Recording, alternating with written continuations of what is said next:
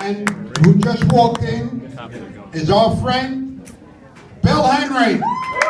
Former Councilman Bill Henry. Looking for the menu. John just walked up to me and said, "There's nothing left for you to say, Mary." Tom said it all. So everything he said, again, and there's just a couple of things that I learned. I was on the council back in the 90s, and I worked with McCormick, I worked with Zagata, and I had 1 year with O'Brien. And now being back with O'Brien, and I see his idea, there's two things that really annoys me. His idea is do nothing and you'll get reelected. It doesn't matter what it is, if it can be controversial and you can get one person that you have to explain things to, he don't want to have to explain anything to anybody. He'd rather do nothing. He said that about the energy agreement. He said there are people that are going to be upset. And I said, but Kennedy, there's 10,000 homes in this town. If 1,000 homes are upset, but 9,000 homes are happy, we do for the 9,000 homes, and we take our time and explain it to the other 1,000 people. Kennedy, no, his idea is do nothing. Here's another thing I found out when I took over administration and finance. Their way of negotiating with the unions, this is what they did when the Republicans had control of the council. They did their budget first and took all the money out of the budget for the unions. And then they said, sorry, we can't give you anything, there's no money in the budget.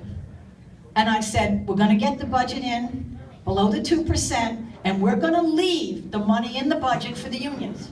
Because that's not negotiating when you tell them all the money's out of the we have no money to give you, we took it out already. That's not negotiating. You negotiate, you put it in there, and you work with the unions, and if they come in below the 2%, you say, thank you very much, negotiations worked. But you can't negotiate if you're just taking all the money out of the top. So these are two things I learned, is how Kennedy runs this town. It's not right. It's not fair to you. Because every worker, if they feel that they're not appreciated, what you're going to lose in productivity is so much more than the 25 cents an hour you might get with giving them a raise. It's absolutely ridiculous. There isn't a lot more for me to say, except I have heard some terrible things out of this campaign from somebody I thought was my friend, who I went out of my way. If either Lisa or Danny were running, I intentionally didn't run against them. She intentionally ran against us. She is using her own teachers. She's part of that teachers union. And she puts in an ad. You're already giving all your tax money to the teachers' salaries.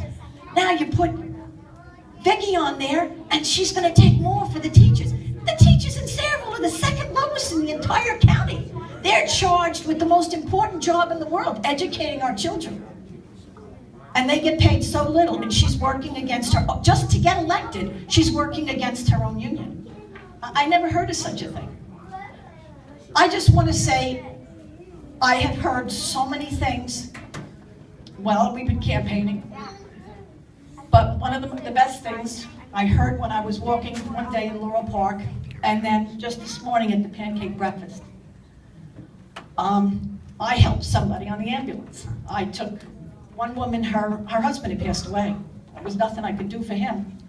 But she remembered me 10 years later.